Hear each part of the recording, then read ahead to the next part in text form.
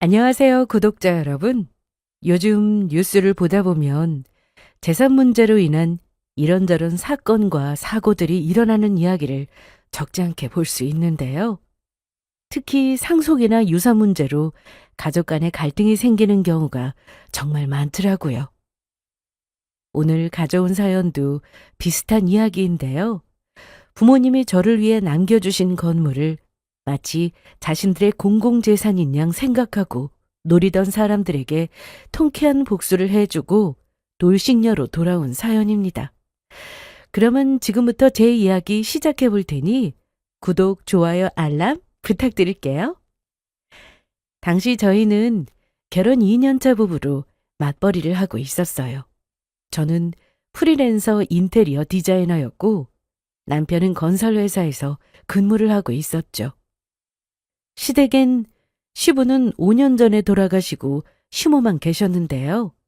시모는 젊은 나이에 고생을 많이 하시고 아들들이 취업을 하고 난 이후로는 집에 계시며 아들들에게 생활비와 용돈을 받아 쓰고 계셨습니다. 남편에겐 결혼한 형이 한 명 있었는데요. 자재 사업을 하고 계셨죠. 사업이 잘 될 땐 호탕하지만 힘들 땐 가족들을 들쑤시는 전형적인 다혈질을 가진 성격이었습니다. 그리고 형님은 남들에게 보이는 시선이 중요한 사람이었어요. 처음 제가 인사를 드리러 시댁에 갔을 때 제 머리부터 발끝까지 적나라하게 훑으며 콧방귀를 뀌기까지 했죠. 저를 무시하는 마음을 가득 담아서요. 그렇다고 해서 상처를 받거나 결혼을 망설이진 않았어요. 저에겐 다른 사람보다 남편이 가장 중요했고 제게 가장 중요한 남편은 딱 제가 원하던 남편상에 가까웠으니까요. 적어도 그때까진 말이에요. 그리고 친정에 관해서 이야기 드리자면 저는 친정이 없었어요. 두 분이 교통사고를 크게 당하시며 하루 차이로 잇따라 제 곁을 떠나셨거든요. 그렇다 보니 남편과의 결혼이 너무나 뜻깊었고 부모님이 계시지 않는 저를 싫은 내색 하나 없이 받아주신 시모에게 감사했습니다. 그런데 감사한 마음이 오래가지 못했어요.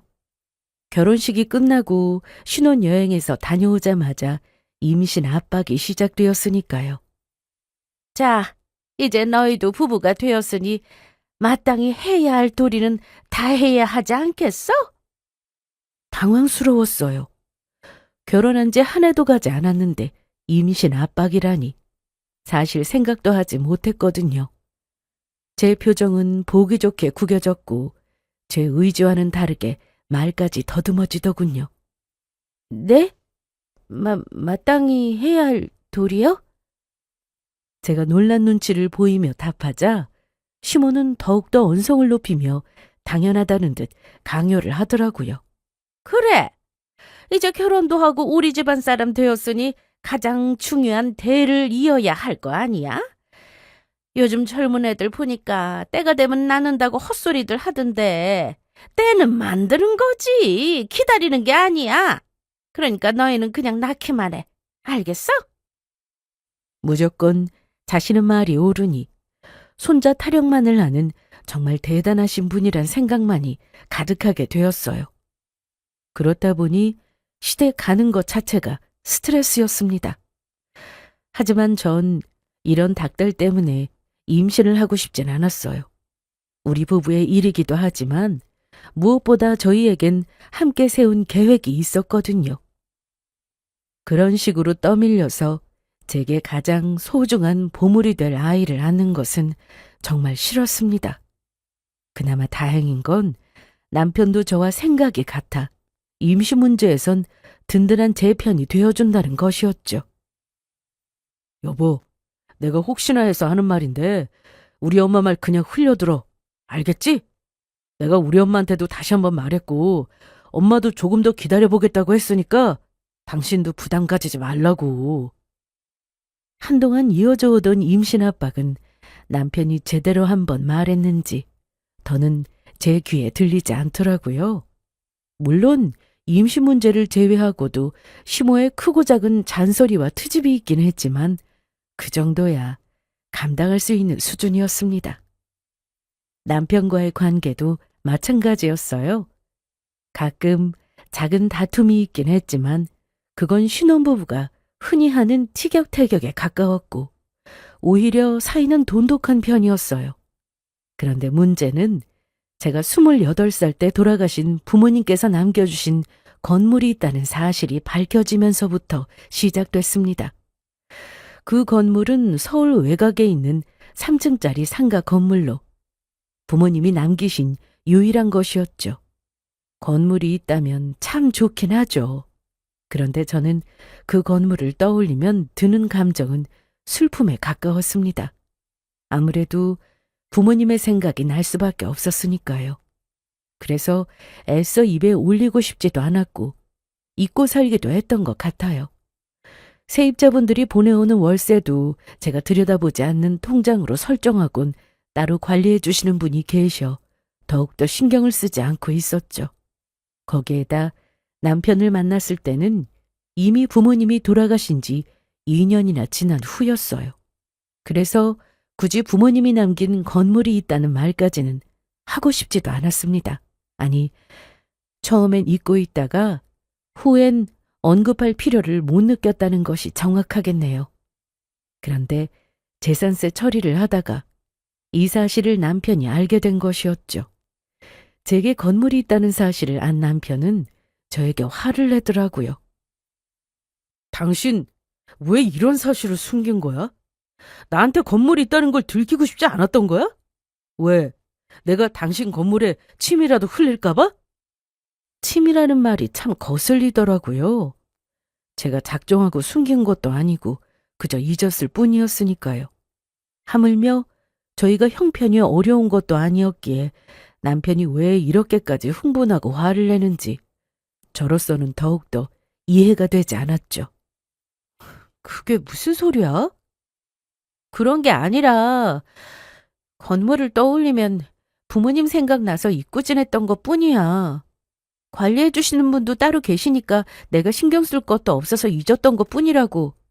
그 뒤에 생각났을 땐 굳이 말할 필요 없다고 생각했고 말이야. 저는 거짓 하나 없는 진실을 말했을 뿐인데 남편은 제 모든 말이 거짓말이라는 듯 저를 매섭게 몰아세우더라고요. 그게 말이 된다고 생각해? 다달이 월세로 들어오는 건물을 잊었다는 게? 대충 계산해봐도 한두 푼이 아닌데 당신이 재벌집 딸도 아니고 그 돈을 잊고 산다는 게 이해가 안 되잖아. 입출금 알림도 꺼놓은 통장에다가 그 월세로 부모님 납골당 비용이나 각종 세금 빠져나가게 둬서 신경 쓸 필요가 없었어. 돈 들어오는 거 볼 때마다 부모님 생각이 나기도 해서 더욱더 신경 쓰고 싶지 않기도 했고 말이야. 아니, 그런데 내가 굳이 이렇게 변명까지 해야 해? 내가 없는 건물을 있다고 속인 것도 아니고 그냥 외곽에 있는 작은 건물 하나 언급하지 않은 것뿐인데 그게 무슨 문제가 돼?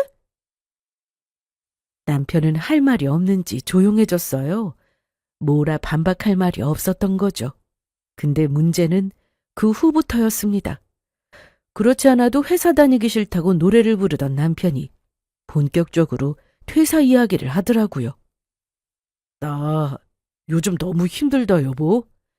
야근은 야근대로 많은데 우리 과장님은 날마다 나만 보면 뭐라고 한다니까? 몸만 힘들면 참겠는데 몸뿐만 아니라 마음까지 힘드니까 너무 많이 지쳐. 회사원이 다 그렇지.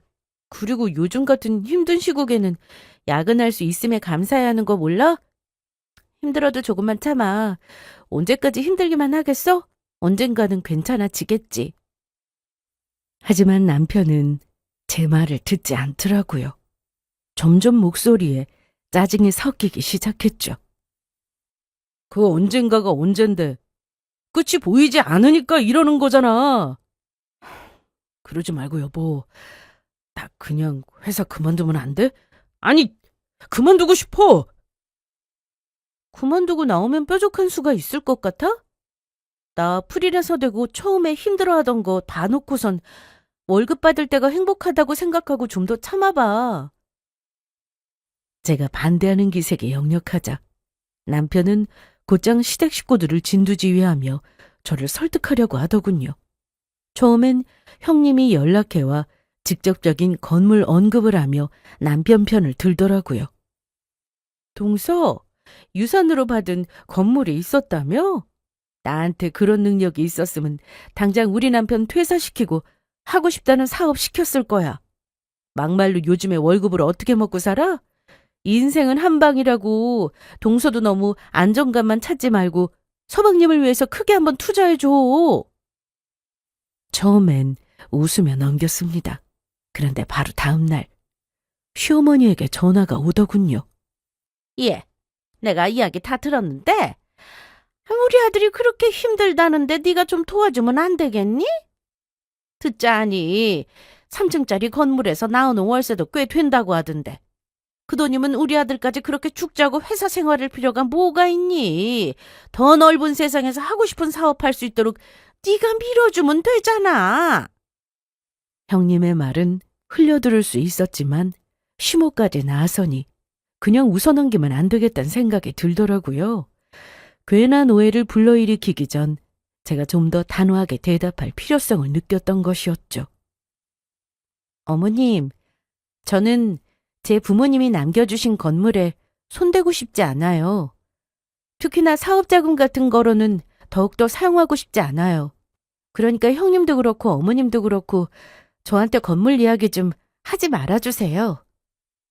넌 무슨 말을 그렇게 하니?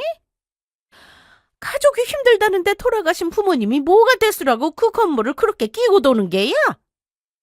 넌 그냥 내가 하라는 대로 해. 우리 아들, 우리 집안을 위해 그 건물을 쓰란 말이야. 이렇게 강압적으로 한다 해도 달라질 거 없어요, 어머님. 아니, 오히려 반감만 사니까 아예 말을 꺼내지도 말고 이때껏 그랬듯 그 건물에 관해서 잊고 사셨으면 합니다. 그러면 끊을게요. 정작 건물 가진 저도 작업 하나라도 더 따내려고 발에 땀이 나도록 돌아다니며 일하는데 건물을 세우는데 돈 한 푼 보탠 적 없는 사람들이 제 건물을 앞세워 꿈을 이루려고 하는 꼴이 너무나도 싫었습니다. 연달아 치는 사업 이야기에 머리가 다 지끈해지더군요. 그리고 그 이야기에 종지부를 찍는 짓거리를 남편이 하더라고요. 그날은 저도 외주 마감으로 정신이 없던 날이었어요. 이미 3일 전부터 잠은 거의 자지 못한 상태로 막바지 작업을 겨우 끝내고 몰려오는 피곤함에 잠시 멍하게 있을 때였죠. 회사에 있어야 할 남편은 짐 박스를 들고 집으로 들어오더라고요. 입꼬리를 살짝 올린 어색한 미소를 지으며 말이에요. 당신 이 시간에 집에 왜 와? 그 박스는 뭐야? 설마 아니지? 그게 설마 맞아. 나 회사에 사표냈어. 당신 말대로 웬만하면 참아보려고 했는데 오늘도 과장님이 내 기회 써가지고 뭐라고 하는데 참을 수가 없었어. 그래서 그냥 사표 딱 던지고 나왔어. 나 잘했지? 어? 잘하긴 뭘 잘해. 나는 반대한다고 했었잖아. 온 식구들 다 동원해서 압박하더니 결국 한다는 짓이 퇴사야? 당신이 애도 아니고 그런 결정을 이렇게 충동적으로 내리는 법이 어디 있어? 몰라. 당신이 친 사고니까 당신이 알아서 해결해. 몇 번이고 반복해서 안 된다고 그렇게 말했는데 남편은 기어코 사고를 쳤더라고요. 본인이 힘들어서 본인이 힘겹게 입사한 회사를 그만두겠다는데 제가 뭘 더 어떻게 하겠어요? 얼른 자기 앞길 찾도록 지켜봐주는 수밖에요. 그렇다고 해서 남편이 바라는 것처럼 부모님이 남겨주신 건물로 남편을 밀어주고 싶진 않았습니다. 제가 본 남편은 사업을 할 만큼 번뜩이는 아이디어가 있는 것도 아니었고 부지런하지도 않았으니까요. 돈을 아무리 퍼부어도 안 될 사업에 부모님의 유산을 건드리고 싶진 않았습니다. 그런데 남편은 당연하다는 듯 건물을 입에 올리며 요구를 하더라고요. 그래도 당신이랑 상의는 했었잖아. 그리고 나 계획 없는 거 아니야. 나 당연히 당신이랑 같은 회사 차리려고 했었지. 이제 우리도 진짜 가족 사업 해보자. 나 건설 쪽 경력 있고 당신은 인테리어잖아. 우리 둘이 합치면 완벽하지 않겠어? 완벽은 무슨. 나 지금 내일 하기도 벅차. 새벽마다 외주 마감하느라 3일째 제대로 잠도 못 잤는데 당신은 무슨 가족 사업을 그렇게 쉽게 말해? 쉽게 말하는 게 아니라 나도 생각 많이 하고 내린 결정이고 하는 말이라니까. 여보, 내 말 좀 들어봐. 이참에 회사 차려서 크게 하면 우리 인생 다시 시작하는 거야. 솔직히 지금 하는 당신 일 너무 작잖아. 직원도 없고 사무실도 따로 없어서 집에서 일하고 있고. 우리 둘이 하면 스케일이 다르게 갈 수 있다니까. 확신에 찬 눈빛, 단단한 말투. 남편은 마치 마음만 먹으면 무조건 성공할 사람처럼 보였어요. 하지만 이미 프리랜서로 밑바닥부터 시작해본 저로서는 그게 얼마나 막막하고 힘든 일인지 누구보다 잘 알고 있었죠. 거기다 제가 하는 일을 깎아내리는 듯한 말까지 들으니 그 순간 기분이 확 상해버렸습니다. 나는 지금도 충분해. 더 크게 할 생각도 없고 당신이랑 같이 사업을 다 키울 생각은 더더욱 없어. 정 나랑 하고 싶으면 당신도 밑바닥부터 한다는 생각으로 거래처부터 따와보든가. 에이 진짜 회사부터 번듯하게 차려놓고 거래처를 따오든 일 진행을 하든 하지. 난 그런 식으로 일 안 해. 우선 능력 증명부터 해. 그리고 일도 시작하기 전인데 직원은 무슨 직원이야. 내가 이래서 당신이랑 같이 일 안 한다고 하는 거야. 난 내일만으로도 벅차니까 당신 일은 당신이 알아서 해. 며칠 동안 마감하느라 몸도 정신도 혹사당한 상태였는데 그 위에 남편의 철없는 소리까지 얹어지니 정말 버티기 힘들더라고요. 그날 밤 저는 그대로 쓰러지듯 잠이 들었습니다. 그리고 다음 날부터 남편은 본격적으로 사업 준비를 한다며 집에만 있었습니다. 성공한 사업가들의 후기, 성공 관련 서적 등 용기는 줄 수 있지만 사업 계획을 세우는데 아무런 도움이 되지 않는 짓들만 하고 있었죠. 제 예상대로 남편은 실질적인 계획은 조금도 없는 상황이었어요. 그저 거울을 보며 나도 할 수 있다는 말만 외치더라고요. 그 꼴을 보고 있자니 화가 치밀어 오르고 답답해서 숨이 막혔습니다. 그런데 그런 와중에 또 건물 이야기를 꺼내더라고요. 내가 생각을 해봤는데 아무래도 당신 건물에 있는 제일 큰 상가 나한테 줘. 아니다. 2층 통으로 비워주면 더 좋겠다. 사무실은 있어야 사업을 시작하지. 세입자 언제까지 내보낼 수 있어?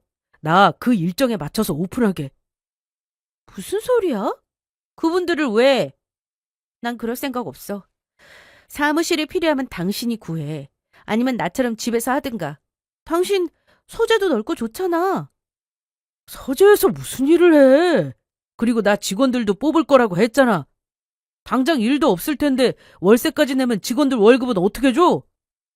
그러니까 월세 감당할 일감도 없으면서 무슨 직원부터 구하냐고. 여보, 나도 아직까지 직원도 없고 사무실도 없어. 물론 당신이 하려는 일은 나랑 다르겠지만 처음부터 일을 너무 크게 벌이지 말란 말이야. 당신 건물에 있는 상가 좀 비워달라는 게 크게 벌리는 거야? 직원 좀 구한다는 게 일을 크게 벌이는 거냐고? 당연하지. 집에서 혼자 거래처부터 알아볼 수 있는 일을 거창하게 벌이고 있잖아. 하여튼 난 못 도와준다고 분명히 말했어. 당신이 알아서 해. 남편은 저에게 각박하다며 치사하다는 말까지 서슴지 않고 하더라고요. 어린아이처럼 토라져서는 말도 제대로 하지 않고 저와 눈도 마주치지 않더라고요. 어쩌다가 꼭 대화를 나눠야만 하는 일이 있을 땐 문자로 용건을 보내는데 이게 뭐 하는 짓인가 싶었습니다. 연애 1년, 결혼 2년 차 만에 처음 보는 유치한 짓거리였죠. 하지만 남편을 달래주거나 남편의 뜻대로 따라주지 않았어요. 그런 식의 행동은 오히려 반감만 더 살 뿐이었죠. 점점 유치해져만 가던 남편은 이윽고 퇴근이 늦어지기 시작하더군요. 처음엔 12시를 넘긴다 싶더니 2시, 3시, 어떤 날은 새벽 5시를 넘기기도 했어요. 어디 갔다 오는 거야? 이 시간에? 친구들 만나고 왔어. 사업 관련해서 얘기 좀 하고. 이 시간까지? 그리고 요즘 매일 나가는데 대체 무슨 사업 얘기를 그렇게 많이 해? 아, 시끄러워! 당신이랑 있으면 답답해서 나간 거야. 집에만 있으면 당신이 잔소리나 하고. 남편의 태도는 점점 더 나빠졌어요. 아예 입을 다물고 귀를 막고 퇴근은 일찍 하는 날에도 밤늦은 시각 사업 구상을 핑계로 나가는 것을 일삼더군요. 기어코 첫 외박을 했던 날 저는 새벽까지 남편한테 전화를 했지만 받지 않았어요. 그리고 다음날 오후에야 남편이 집에 들어오더라고요. 술 냄새를 풍기며 말이에요. 어디 갔다 왔어? 왜 전화 안 받은 거야? 친구 집에서 잤어. 사업 얘기도 하면서 이런저런 이야기 하다 보니까 술 많이 마셔서 나도 모르게 잠들었나 봐. 전화는 왜 안 받는 건데? 집에서 기다리는 사람 생각은 안 해? 문자라도 보내줄 수 있잖아. 몰랐어. 술 먹고 기절했는데 뭘 알아. 그리고 당신한테 일일이 보고해야 해? 내일은 내가 알아서 하라고 한 건 다름 아닌 당신이라고. 워낙 감정이 상해 있을 때라 단순한 감정 싸움이라고 생각할 수도 있었을 텐데 저의 예감은 저에게 화가 나서 집을 놔두는 게 아니라는 확신이 들었습니다. 무언가 다른 일이 있다는 것이 분명히 느껴졌죠. 달라진 남편의 행동과 무언가 숨기고 있다는 느낌이 제 머릿속을 강하게 때리기 시작했으니까요. 그리고 그 무렵 제 의심에 확신을 가지게 되는 일이 일어났습니다. 그날은 부모님의 기일로 연애할 때부터 늘 함께 납골당에 함께 가곤 했었어요. 그런데 전날에도 술을 넘치게 마신 남편이 일어나지도 못한 것은 물론이고 아예 부모님이 기일이라는 것을 잊은 듯 했습니다. 일어나. 오늘 무슨 날인지 잊었어? 지금 나가야 차 밀리지 않고 간단 말이야.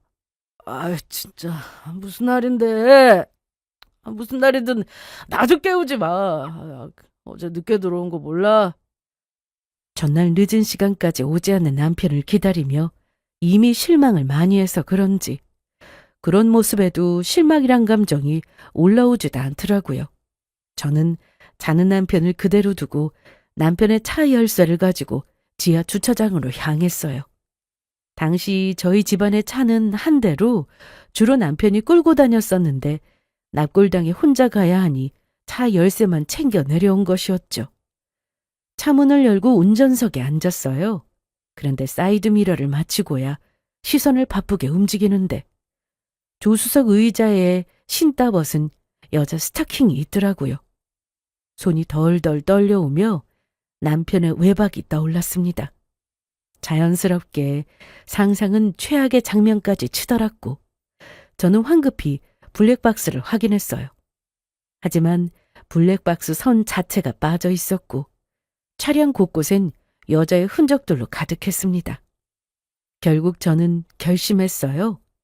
뒷조사를 해야 한다고 말이에요. 다음 날 저는 흥신소를 알아보기 시작했어요. 솔직히 처음엔 겁이 나며 망설여지더라고요. 그때까진 흥신소란 드라마에서나 보던 곳이라 생각했으니까요. 거기에다 내 남편을 미행하는 짓이라니. 선뜻 내키는 일은 아니었지만 무엇이 되었든 확실하게 하기 위해 뒷조사를 의뢰하게 되었습니다. 2주 정도 집중조사를 의뢰했고 법적으로 효력 있는 증거들을 수집해달라고 요청했죠. 계약서에 사인을 할 때 얼마나 손이 떨려왔는지 모릅니다. 그리고 며칠 후부터 보고가 들어오기 시작하더군요. 처음 받은 보고는 충격적이었습니다. 남편은 유흥업소, 그것도 불법적인 업소를 거의 매일같이 드나들고 있더라고요. 그리고 지인들을 만날 때마다 사업한다고 큰 소리를 치며 제 건물까지 들먹였다고 하더군요. 큰 회사를 차릴 예정이라며 비싼 술을 거리낌 없이 사대기도 했고요. 거기까지만 해도 이혼할 이유가 넘치는데 며칠 후 더 충격적인 보고가 들어왔어요. 이번엔 만나서 직접 전달하고 싶다길래 무슨 일인가 했더니 전해주시는 봉투가 두껍더라고요. 떨리는 손으로 봉투를 열었을 때 사진들이 거짓말 조금 보태 폭포수처럼 쏟아졌습니다. 남편이 한 여자와 다정히 어디론가 들어가는 뒷모습, 식당에서 다정하게 식사하는 사진, 그리고 한 집으로 들어가는 모습까지. 남편은 업소를 다니는 것도 모자라 외도까지 저지르며 살림까지 차렸던 것이었습니다. 그 여자는 남편의 전 직장 후배로 결혼식 뒤풀이에서 이야기도 나누고 했던 여자였어요. 조사한 바론 두 사람은 남편이 회사를 그만두기 전부터 붙어 지냈던 사이로 주변 사람들도 어느 정도는 눈치를 채고 있었다고 하더군요. 저는 사진을 한 장 한 장 넘기면서 눈물이 났습니다. 배신감은 물론이고 분노, 허탈함, 온갖 감정이 몰려오기 시작하니 감당이 되지 않더라고요. 그렇게 눈물을 흘리는 와중에 제 눈물을 멈추게 해줘 고맙기까지 한 대화 녹음 파일을 듣게 되었죠. 아, 진짜! 빨리 이혼이라도 하고 싶은데 그 여자가 건물을 꽉 쥐고 풀어주지를 않으니 이혼도 못하겠고 미치겠어. 집에 들어갈 때마다 숨이 막힌다니까. 그냥 이혼하면 안 돼? 이혼하면서 재산 분할하면 되잖아. 나도 그렇게 생각했었는데 알아보니까 상속재산은 재산 분할이 안 된다고 하잖아. 하여튼 법이 참 이상해. 어떻게 해서든 구워 삶아서 그 건물부터 팔게 해야 한다니까. 현금으로 쥐고 있어야 내가 요리조리 빼먹기도 쉬울 테니까 말이야. 아니면 그 건물 담보로 대출을 받게 하든지. 건물 담보 대출 좋네. 신분증이랑 도장 챙겨서 위임장 조작하면 되잖아. 한번 알아봐봐. 요즘 그런 것만 전문으로 해주는 사람들도 있다더라. 전문적인 사람이 뭐가 필요해. 그냥 집사람 잘 때 도장이랑 신분증 챙기면 되지. 하여튼 얼른 빼올 거 빼오고 이혼하게 되면 우리 행복하게 살자. 그때까지 조금만 더 기다려줘. 외도도 모자라 제 건물까지 노리는 남편의 목소리를 듣는데 흐르던 눈물이 거슬러 올라가며 당장 이혼을 해야 한다는 생각밖에 들지 않더라고요. 심지어 불법적인 방법으로 제 건물의 담보대출까지 알아본다고 하니 저도 서둘러야 할 때였습니다. 집으로 돌아오는 내내 온몸에 소름이 돋더라고요. 이런 사람인 줄 모르고 이날 이때껏 부부로 살았다니. 제가 때마침 흥신소에 의뢰하지 않았더라면 이런 사실은 전혀 알지 못한 제 뒤통수를 맞았을 것을 상상하니 뒤통수가 뻐근해지기까지 했죠. 그날 밤 또 외박을 하는 남편을 보며 저는 곧장 이혼 준비에 돌입했습니다. 이혼 전문 변호사분을 만나 상담을 하고 함께 소장을 작성해 나갔죠. 그러는 동안에도 남편은 하루도 빠짐없이 술을 먹고 새벽녘에나 들어와서 저에게 술주정을 부리더라고요. 내가 진짜 이런 말 하기 싫은데 나한테 뒤통수 세게 맞고 싶지 않으면 당신 스스로 날 도와주는 게 좋을 거야. 유일한 가족인 나마저 떠나는 게 싫으면 알아서 상가도 내어주고 사업자금도 내놓으란 말이야. 물론 이런 모습도 다 동영상으로 남겨두었습니다. 그렇게 증거들이 차곡차곡 쌓여갔고 마침내 소장을 제출하게 되었습니다. 이혼 소송과 위자료 청구, 그리고 상간녀 소송까지 모두요. 남편에게 소장이 전달되는 날 일을 하느라 저녁 늦게 집으로 돌아오니 사색이 된 남편이 저를 기다리고 있더군요. 이게 무슨 짓이야? 이혼 소송? 상간녀 소송? 당신 미쳤어? 미친 건 당신이지. 유흥업소 다닌 것도 모자라서 다른 여자애 내 건물 담보로 사채 쓸 계획까지 짜고 있더라. 그 머리로 사업구상을 했으면 혼자 힘으로 이미 건물 하나는 세웠을 건데 왜 그러고 사니? 인생 그렇게 살면 재미있어? 사채까지 알고 있었어? 그건 어떻게 한 거야? 설마 내 뒷조사라도 한 거야? 지금 그게 중요해? 지금 중요한 건 당신이랑 나랑은 끝이라는 거야. 아니, 지금 이혼하면 나는 어떻게 하라고? 내 뒷조사 했으니까 당신도 잘할 거 아니야? 나 벌써 사업도 시작했고 당신 돈 없으면 그냥 망하는 거라고. 그런데 이혼이라니. 안 돼. 절대 안 된다고. 네가 사업 시작한 것도 네 사정. 네가 망한 것도 네 사정이야. 난 이혼으로 마음 굳혔으니까 내 앞에서 하소연 그만하고 나가. 말을 마친 저는 남편의 진과 함께 남편을 집에서 내쫓아 버렸어요. 물론 남편의 반항이 있긴 했지만 결국 체념한 듯 집을 나가더라고요. 그리고 며칠 뒤 예상치 못한 사람이 저를 찾아왔더라고요. 그건 바로 상간녀였죠. 상간녀 소장을 여전히 잘 다니고 있던 회사로 보냈더니 화가 잔뜩 난 얼굴로 저를 찾아왔더라고요. 뻔뻔하게도 말이에요. 너 미쳤어? 이런 걸 회사로 보내면 어떡해? 이것 때문에 회사에서 잘리기라도 하면 당신이 책임질 거야? 내 인생에 불륜녀 타이틀이라도 달리면 네가 책임질 거냐고? 헛웃음이 다 났습니다.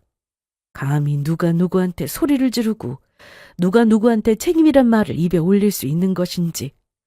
절로 나오는 웃음에 저는 미소를 숨기지 않으며 대답했어요.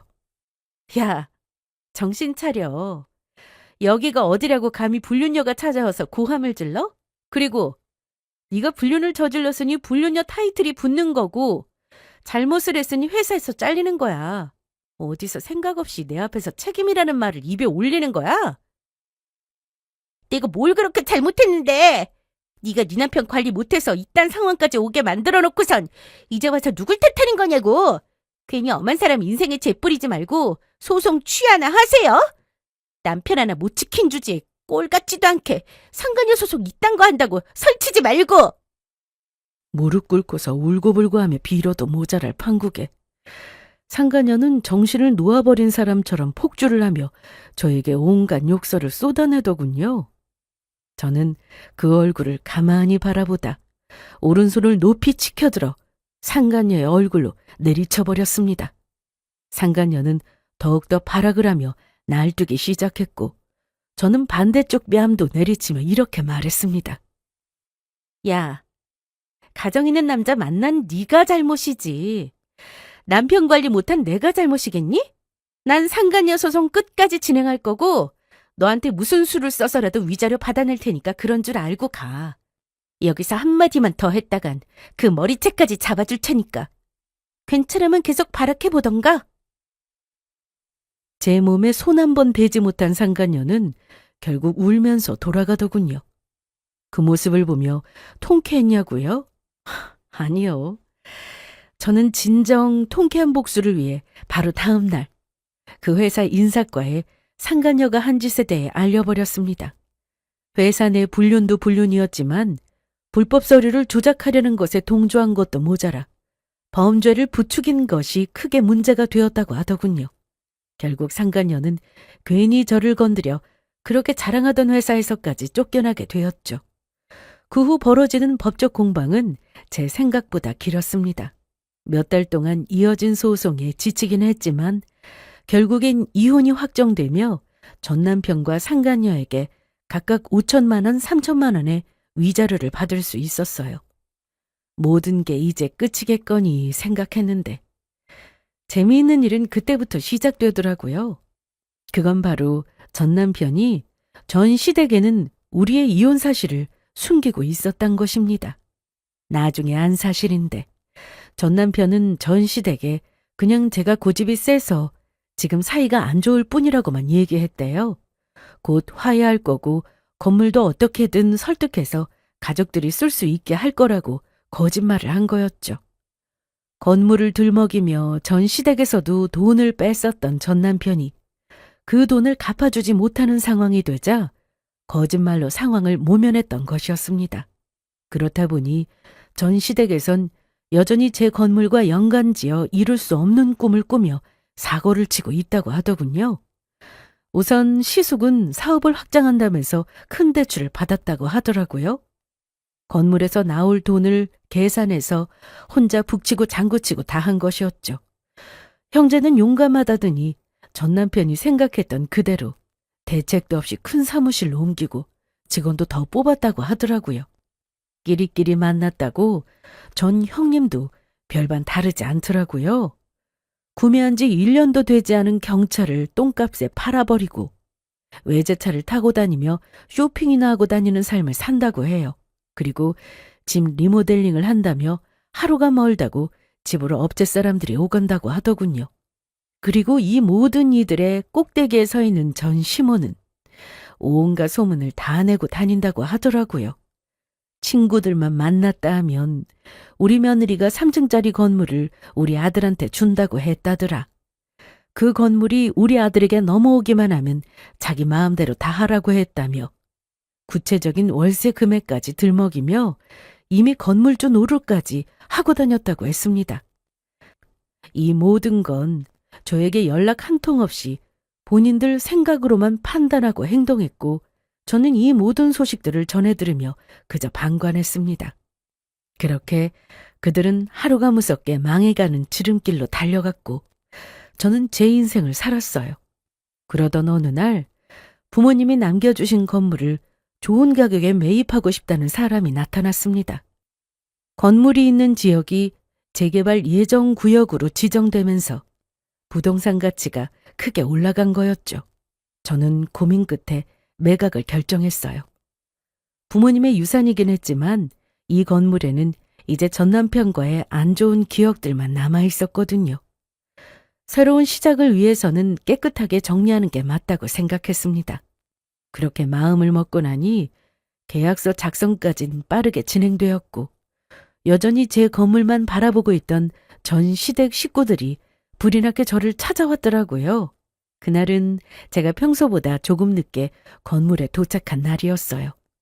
매각을 위해 마지막 건물 점검을 하러 간 날이었죠. 그런데 건물 앞이 이상하리만큼 시끄럽더라고요. 그 앞엔 전 시모, 전 시숙, 그리고 전 형님까지 줄지어 저를 기다리고 있더군요. 그리곤 저를 발견한 세 사람은 차례대로 저에게 닥달하기 시작했습니다. 너 건물 판다는 이야기가 들리던데 그게 사실이야? 왜 우리한테 상의도 없이 그런 중요한 결정을 해? 재수씨, 우리도 가족인데 이렇게 일방적으로 하시면 안 되죠. 전화도 안 받고 문자도 씹고 우리가 그 건물로 얼마나 많은 계획을 세웠는데요. 일단 얼마 받고 팔기로 한 건지 이야기나 해보세요. 대략적인 금액을 알아야 저희도 다음 계획을 세우죠. 그래 동서 최소한 우리한테 먼저 말은 했어야 하는 거 아니야? 나도 벌써 리모델링 계약금 다 냈단 말이야. 동서 건물에서 돈 나올 거 생각하고 이제 어떻게 할 거야? 아니 다 됐고 받았다는 계약금부터 나한테 입금해. 일단 그걸로 버티고 있을 테니까 나머지 잔금 받으면 다시 이야기하자. 제대로 대답할 틈도 주지 않고 얼마나 시끄럽게 구는지. 한동안 괜찮았던 머리가 다시 아파져 오더라고요. 하지만 그것도 잠시 저는 그 세 사람을 바라보며 이렇게 천천히 말해주었습니다. 당신들 누구세요? 예상치 못한 제 말에 세 사람은 멍하게 저를 보더라고요. 황당함, 당혹스러움, 그리고 분노까지. 다채로운 표정이 세 사람의 얼굴을 스치고 지나갔어요. 그리곤 전시모가 선두에 나서 저에게 되묻더라고요. 누구세요라니? 너 지금 우리하고 장난하니? 내가 누구인지 몰라서 물어? 나 네 시어머니잖아. 시어머니는 무슨... 저기 아줌마, 내 인생에서 시어머니 시댁 이딴 거 사라진 지 오래예요. 아줌마 아들이 아무 말 하지 않던가요? 그게 무슨 말이니? 시어머니가 사라지다니? 시댁이 사라지다니? 말을 알아들을 수 있게 제대로 말해, 당장! 저는 100마디 말보단 가방 속에 있던 서류들을 하나씩 꺼내 보여주었습니다. 불륜으로 인한 위자료 지급 판결문부터 상간녀 소송 승소 판결문, 이혼 확정 판결문까지요. 세 사람 손에 하나씩 쥐어줄 때마다 차례대로 세 사람의 얼굴이 하얗게 질려가더군요. 세 사람은 그 상황을 인정할 수 없다는 듯 몇 번이고 서류를 확인했습니다. 그리곤 황망한 표정의 전시모는 저를 향해 거짓말 말라며 화를 내더라고요. 이 고약한 것이 이까지 건물 좀 지키겠다고 서류 위조까지 한 게야? 내 아들이 이혼? 그저께 우리 아들 만났을 때도 이혼이라는 말은 듣지도 못했는데 어디서 거짓말이야? 서류 위조는 제가 아니라 아줌마 아들이 하려고 했겠죠. 위임장 조작해서 대출까지 받으려고 어찌나 잔머리를 굴리는지. 어찌 보면 아줌마는 나한테 고마워해야 해요. 까딱했으면 아줌마 아들 이혼남이 아니라 전과자가 될 뻔했으니까요. 모든 사실을 들은 전시모는 그 자리에 주저앉았고 머리 끝까지 화가 난 전시숙은 전 남편에게 전화를 걸더군요. 너 솔직하게 말해. 지금 재수 씨 건물에 와 있는데 재수 씨가 너랑 이혼했다고 하는데 이게 사실이야? 네가 바람 피워서 이혼한 게 사실이냐고? 아니다, 당장 와. 얼른 오란 말이야. 전시숙이 전화를 끊고 얼마 지나지 않아 전 남편이 거칠게 차를 몰고 건물 앞으로 왔더라고요. 차에서 내리는 그 표정엔 온갖 표정이 다 담겨져 있었죠. 내가 여기 찾아오지 말라고 했었잖아. 왜 말을 안 들어서는 듣지 않아도 될 이야기를 듣고 다니는 거야? 고함을 지르며 다급하게 저희 앞으로 달려온 전 남편은 저 앞에서 저를 다그치듯 물어오더군요. 당신 어디까지 말했어? 설마 다 말한 건 아니지? 전 남편의 얼굴엔 간절함이 걸려 있었지만 저는 싱긋 웃으며 그 간절함을 밟아주었습니다. 아니, 다 말했는데? 네가 불륜이나 저지른 것도 내 뒤에서 내 건물 담보로 사채 쓰려고 했던 것도 말이야. 그런데 너 네 집에도 거짓말하고 다닌 모양이더라? 세 분이 내 건물을 가지고 여전히 원대한 꿈을 꾸고 있던데? 그 순간 전 남편의 얼굴에서 피가 쫙 빠지는 게 보였습니다. 입술이 파르르 떨리고 이마엔 식은땀이 맺혔죠. 누나를 여러 번 굴리던 전 남편은 곧장 전 시댁 식구들을 향해 몸을 틀더니 변명하기 시작했어요. 잠시만. 내 이야기 좀 들어봐. 잠시 오해가 있어서 이혼하라긴 했는데 곧 잘 풀릴 거라고. 그러니까 나 믿고 돌아가자. 여기서 이러고 있어봤자 서로한테 좋을 거 하나도 없으니까. 혼신의 힘을 다하면 뭐하나요?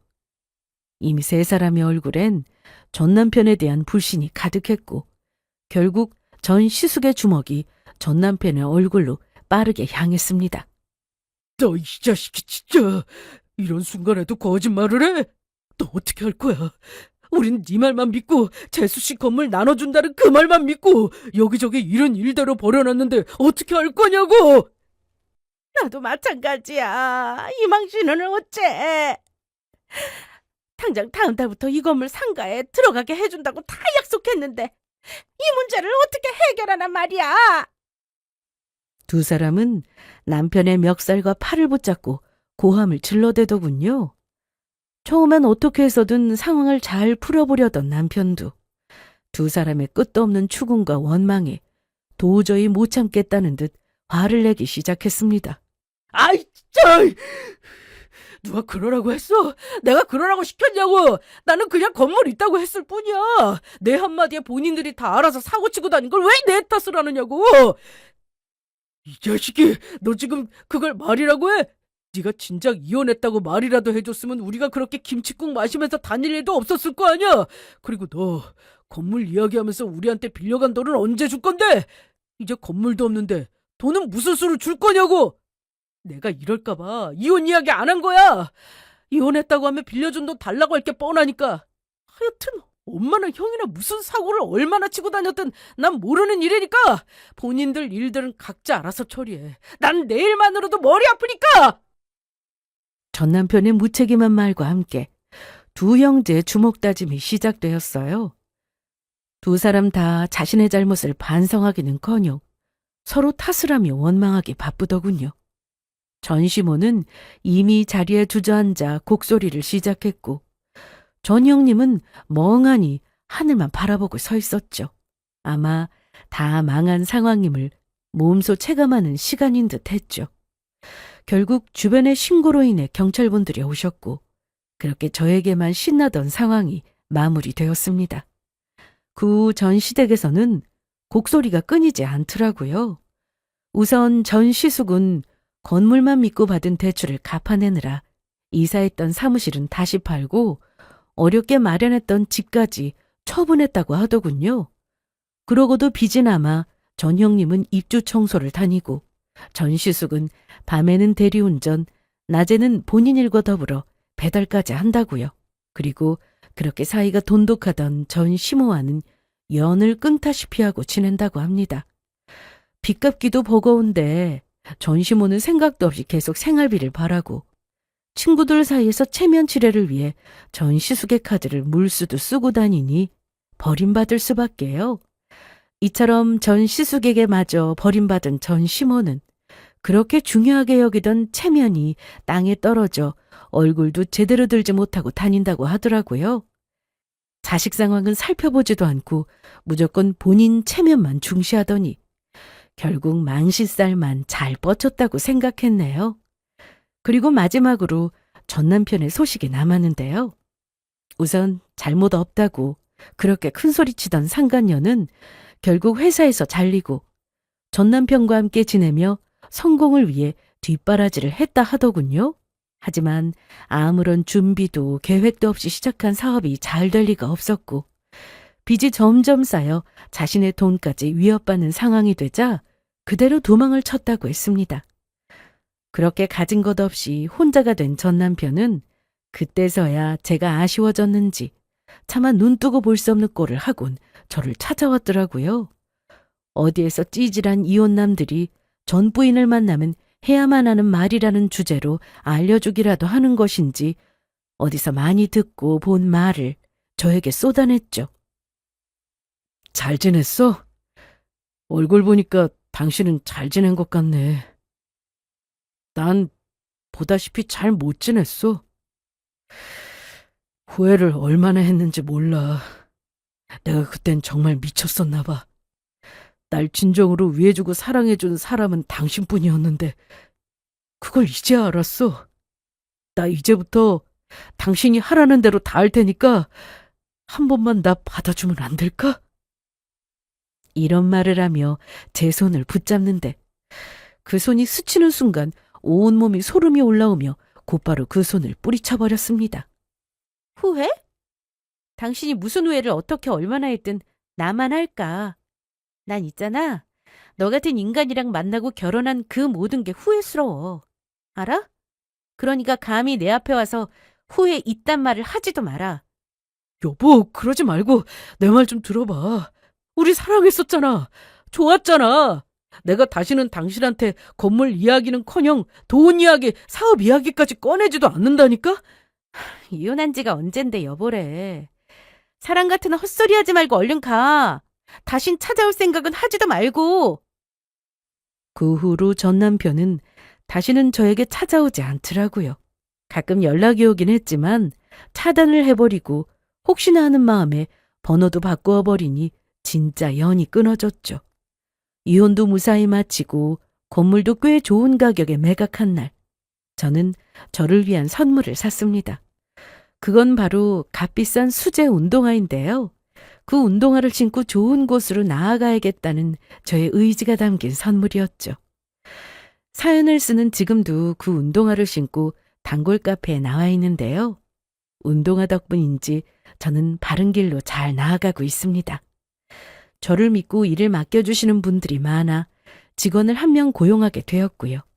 사무실도 조그마하게 차려 열심히 성공을 향해 달려가고 있어요. 어제는 부모님의 낙골당을 다녀왔는데요. 기일은 아니었고 그냥 어제 따라 너무 보고 싶어 다녀왔네요. 그 앞에서 저는 또 다짐하고 왔습니다.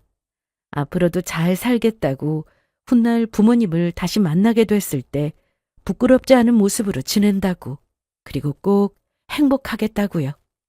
이렇듯 부모님께 다짐한 것처럼 저는 저만의 행복을 위해 살아가 보려고 합니다. 이 사연을 들어주시는 분들도 늘 행복만이 가득하길 바라며 저는 물러가 볼게요. 감사합니다.